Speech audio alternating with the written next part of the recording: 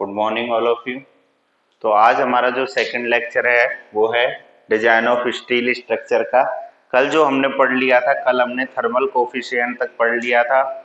Stainless steel, mild steel, इनके बारे में जो भी हमने डिफरेंशिएट किया था कि किस तरीके से हम माइल्ड स्टील को डिफाइन करते हैं, किस तरीके से हम स्टेनलेस स्टील को डिफाइन करते हैं, माइल्ड स्टील में कितना परसेंट कार्बन कंटेंट होता है। आज हम बात करेंगे सभी मेटल्स के अंदर कितना कार्बन कंटेंट होता है। तो हमारा टॉपिक है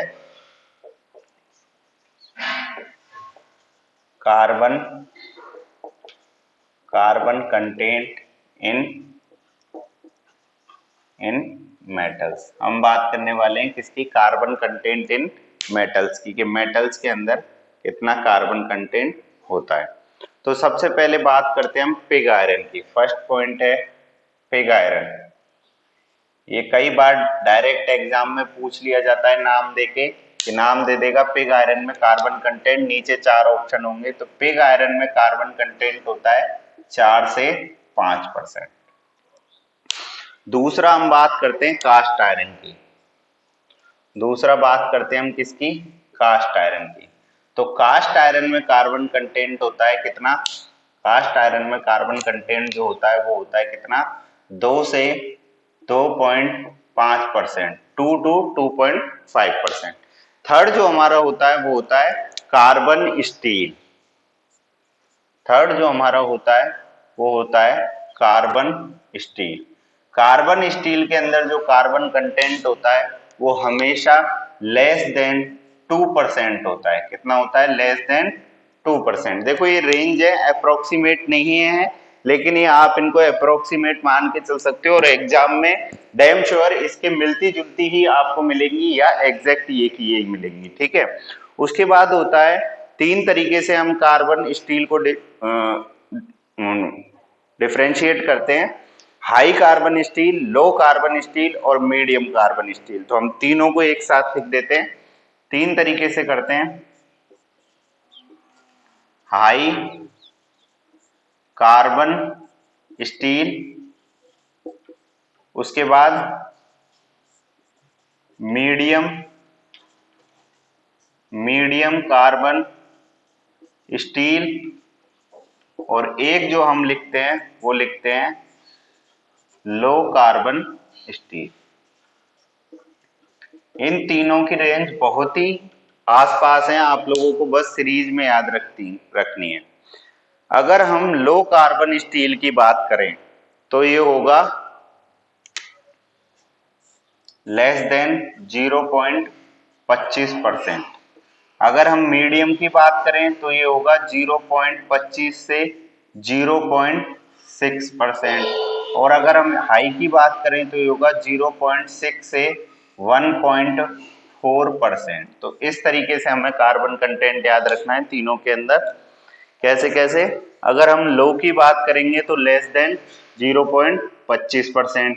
अगर हम मीडियम की बात करेंगे तो मीडियम के लिए क्या होगा? 0.25 से 0.6%। और अगर हम हाई कार्बन स्टील की बात करेंगे तो 0.6 से 1.4%। इसके अलावा जो होता है हमारा 2 और होते हैं, रोट आयरन और प्योर आयरन। कल भी मैंने आपको बताया था रोट आयरन।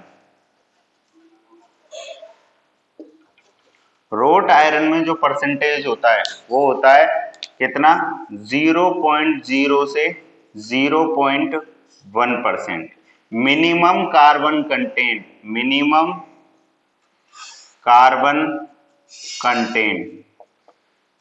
कार्बन कंटेंट जिसके अंदर होता है उसको हम बोलते हैं रोट आयरन। और जो प्योरेस्ट फॉर्म होती है ये होता है जिसको हम बोलते हैं प्योर आयरन। और प्योर आयरन में कितना होता है? प्योर आयरन में होता है हमारे पास कितना? बिल्कुल भी नहीं, मतलब 0%। तो इस तरीके से हम एग्जाम में इन कार्बन कंटेंट्स के क्रम में इस मेटल्स को याद रख सकते हैं। अब इसमें से जो सबसे ज्यादा पूछा जाता है वो पूछा जाता है रोट आयरन। कई बार डायरेक्टली नाम देके पूछ लिया जाता है कि मिनिमम कार्बन कंटेंट किसके अंदर होता है। 4 ऑप्शन देगा तो आपको चूज करना है क्या? Road iron. रोट आयरन के अंदर मिनिमम कार्बन कंटेंट होता है। ठीक है।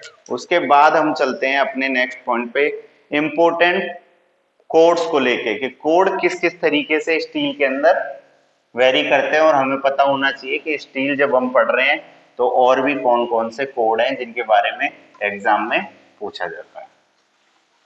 तो देखो 6 तरीके के कोड हैं। पहला है IS 456/2000।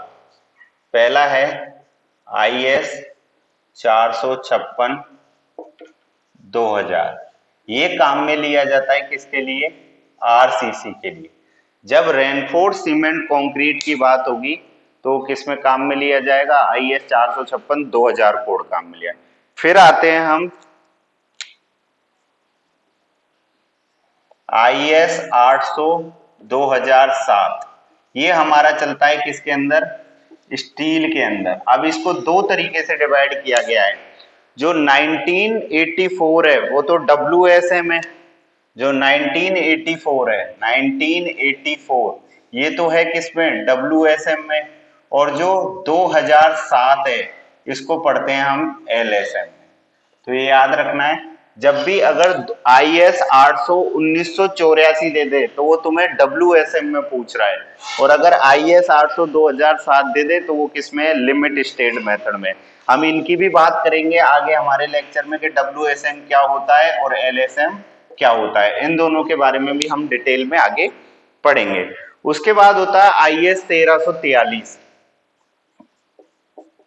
IS 1343। ये काम में आता है किसके लिए? प्री स्ट्रेस्ड कंक्रीट के लिए। किसके लिए काम में आता है? प्री स्ट्रेस कंक्रीट के लिए। किसको काम में लेते हैं हम? IS 1343। IS 10262 ये आता है डिजाइन मिक्स कंक्रीट के लिए। कंक्रीट की डिजाइन मिक्स के लिए क्या काम में लेते हैं? IS 10262। फिर आता है IS 383, IS 383। ये आता है फाइन एंड कोर्स एग्रीगेट के लिए। फाइन एंड कोर्स एग्रीगेट के लिए। फाइन एंड कोर्स एग्रीगेट के लिए। उसके बाद आता है IS 875।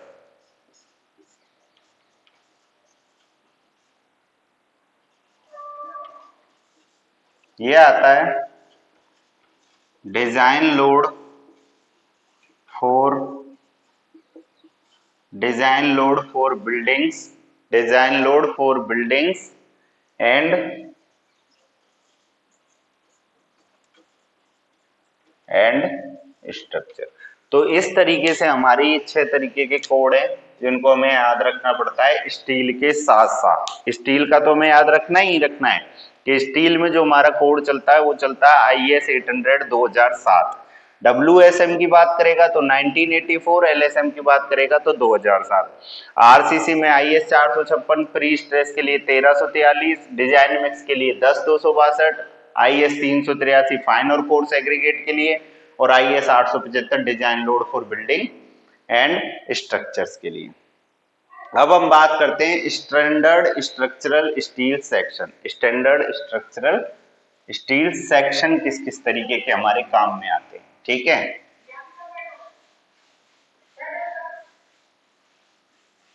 चलो तो आगे देखते हैं हम क्या है हमारा topic, standard structural steel section.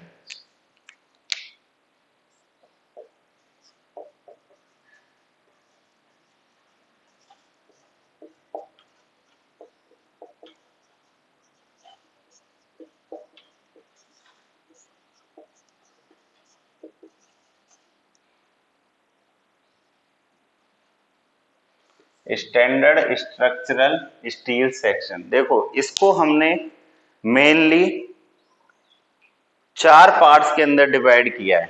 Standard structural जो सेक्शन वो 4 पार्ट्स में डिवाइड किया है। वो 4 पार्ट्स कौन कौन से? वो 4 पार्ट्स मैं आपको बताने जा रहा हूँ। तो पहला जो पार्ट्स है वो पहला पार्ट्स है हमारा ISLV 300। पहला पार्ट है ISLV 300। देखो ये जो 300 है ये किसको शो करता है? ये डेप्थ को शो करता है। इसको बोलते हैं इंडियन स्टैंडर्ड लाइट बीम। इसको हम क्या बोलते हैं?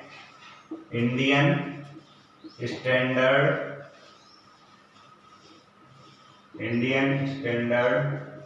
Light beam. फुल फॉर्म भी आ जाती है कई बार। ISLB की फुल फॉर्म क्या है? तो Indian standard light beam.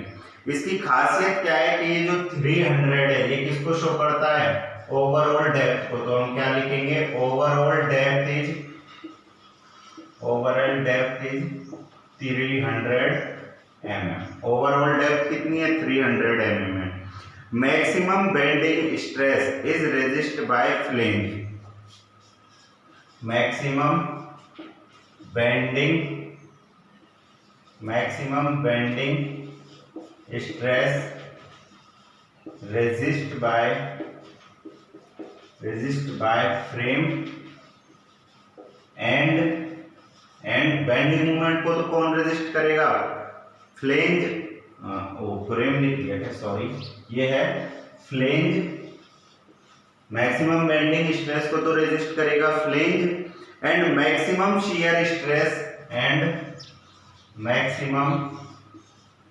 Shear stress resist by wave. तो जो हमारा आई सेक्शन होता है इंडियन स्टैंडर्ड लाइट बीम, अगर इस तरीके से हमारा ये आई सेक्शन है,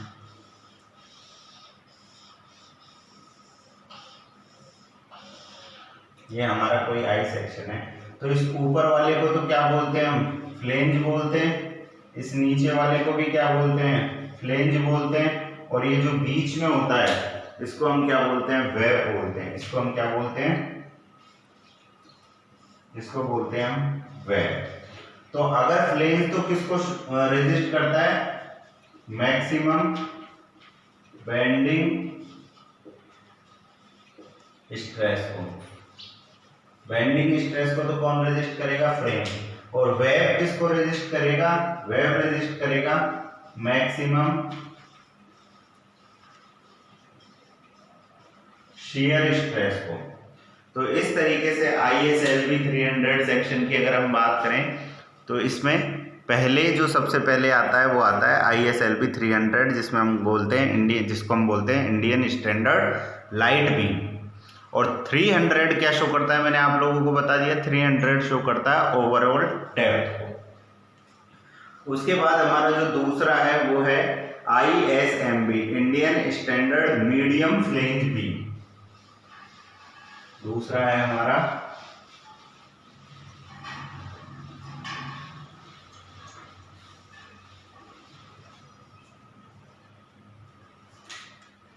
ISMB, Indian standard medium flange beam. ये है हमारा ISMB, Indian standard medium flange beam. Indian standard medium flange beam की क्या खासियत है? These beams generally used in floor beams। पहली खासियत क्या है? These beams used in floor beams। कहां पे काम आते हैं? ये फ्लोर बीम्स में काम आते हैं। और हाई मूवमेंट ऑफ इनर्शिया तो रहता है एक्स एक्सिस के अबाउट, और लेटरल बकलिंग स्ट्रेंथ रहती है वाई एक्सिस के अबाउट। तो क्या लिखेंगे? High movement of inertia about, क्या लिखेंगे? High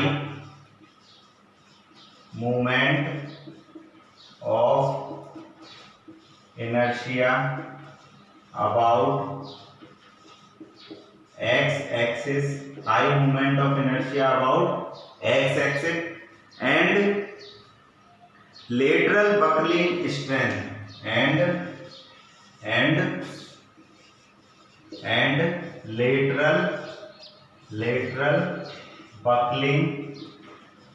lateral buckling strength about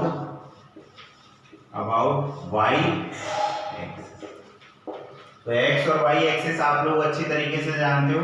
इस तरीके से जो हॉरिजॉन्टल होता है वो तो होता है x एक्सिस, और इस तरीके से जो हम काटते हैं वो होता है y एक्सिस। और इसके बीच में अगर हम कोई भी सेक्शन देखें ISMB का, तो वो सेक्शन किस तरीके से होगा, इस तरीके से होगा। इस तरीके से कोई भी सेक्शन होगा, टी सेक्शन नहीं, इसको बना देते हैं हम, इस तरीके से आई सेक्शन होगा। तो आई सेक्शन होगा तो एक्स एक्सिस के अबाउट तो क्या देगा, वो एक्स एक्सिस के अबाउट तो देगा हाई मूवमेंट ऑफ इनर्शिया, और वाई एक्सिस के अबाउट क्या देगा, लेटरल बकलिंग स्ट्रेंथ। ठीक है, तो इस तरीके से हमारा दूसरा था ISMB। तीसरा है हमारा ISWB, Indian standard wide flange beam. Indian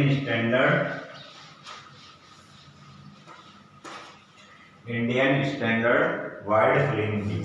यहाँ पे हम M की जगह क्या लिख देते हैं, W, और यहाँ पे लिख देते हैं Indian standard wide flange beam. अब वाइड फ्लेंज बीम की क्या खासियत है, खासियत ये है कि these beams are used in column. सबसे पहली खासियत क्या है, दे यूज्ड इन कॉलम। कहाँ पे यूज होते हैं, सबसे पहला तो ये कॉलम्स में यूज होते हैं, और वही high movement inertia X axis रहेगा और buckling about Y axis. High movement of inertia रहेगा एक्स एक्सिस, और बकलिंग स्ट्रेंथ रहेगी कहां पे, वाई एक्सिस पे। तो ये उसी के जैसा है, इससे पहले जो देखा था ISMB जैसा, बस अंतर क्या है कि इनका यूज कहां पे होता है, कॉलमों में, और उसका यूज कहां पे होता है, बीम्स के अंदर। उसके बाद हमारे दो और हैं जिनके सिर्फ हमें नाम याद रहने चाहिए। एक तो है ISJB, एक है ISHB। एक है ISJB और एक है ISHB। इनके बारे में ज्यादा नहीं पूछता है, और बाकी जब हम न्यूमेरिकल करेंगे तो टेबल के थ्रू में आपको इन सब की वैल्यू और इन सब के एंगल सेक्शन जो होते हैं उन सब के बारे में डिटेल से बताऊंगा। तो ISJB तो होता है Indian standard junior beam. Indian standard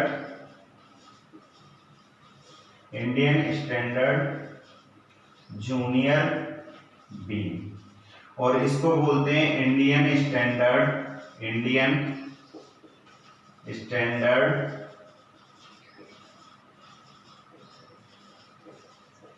heavy beam. तो इस तरीके से हमने देखे कि कितने तरीके के हमारे सेक्शन होते हैं। तो हमने उनमें क्या देखा, सबसे पहले कि एक तो होता है ISMB, ISLB, Indian standard light beam. तो उसमें हमने क्या देखा था कि ओवरऑल जो डेप्थ रहती है वो कितनी रहती है, वो रहती है 300 mm। और जो हमने ISMB और ISWB में अंतर देखा वो क्या है कि ISMB में जो हम काम लेते हैं, ISMB में जो हम काम लेते हैं वो तो हम काम लेते हैं क्या, बीम्स के अंदर, और ISWB की अगर हम बात करें तो वो हम किस में काम में लेते हैं, वो हम काम में लेते हैं किसके अंदर, कॉलम के अंदर। तो इस तरीके से हमने डिफरेंशिएट करके भी हम याद रख सकते हैं कि किस किस में क्या क्या डिफरेंट है, क्या क्या डिफरेंस है ना। उसके थ्रू हम याद रख सकते हैं कि किस में क्या क्या अंतर हो सकता है। और हमने दो जो ये देखे हैं इनके सिर्फ आप लोग नाम ही याद रख लें, वो सफिशियंट रहेगा। उसके अलावा आपको और कोई ज़रूरत नहीं पड़ेगी, आप नाम याद रख लें दो के, ISJB और ISHB। इन दोनों के बारे में जब हम फॉर्मूले करेंगे, जब हम क्वेश्चन करेंगे न्यूमेरिकल, तब मैं आपको बताऊंगा कि किस तरीके से इनको यूज करते हैं और हमें किस तरीके से टेबल दी जाती है। उसके बाद हम देखते हैं एक जनरल जो आई सेक्शन होता है उसका शियर स्ट्रेस और बेंडिंग स्ट्रेस डायग्राम किस तरीके से बनता है। तो देखिए एक जो जनरल आई सेक्शन होता है, फ्लेंज कंप्रेशन फ्लेंज कौन सा होता है, टेंशन फ्लेंज कौन सा होता है, उसके अलावा हम उसमें देख लेंगे कि किस तरीके से हम उसमें बेंडिंग स्ट्रेस और शियर स्ट्रेस को डिफाइन करते हैं। तो ये हम देखेंगे अपने नेक्स्ट लेक्चर में। आज के लिए इतना ही बहुत है। नेक्स्ट लेक्चर में हम आई सेक्शन के लिए बेंडिंग स्ट्रेस और शियर स्ट्रेस की वैल्यू देखेंगे और देखेंगे किस तरीके से डायग्राम बनता है, और एंगल सेक्शन और टी सेक्शंस के बारे में देखेंगे कि किस तरीके से उनको डिफरेंस किया गया है उनके बीच में। Thank you.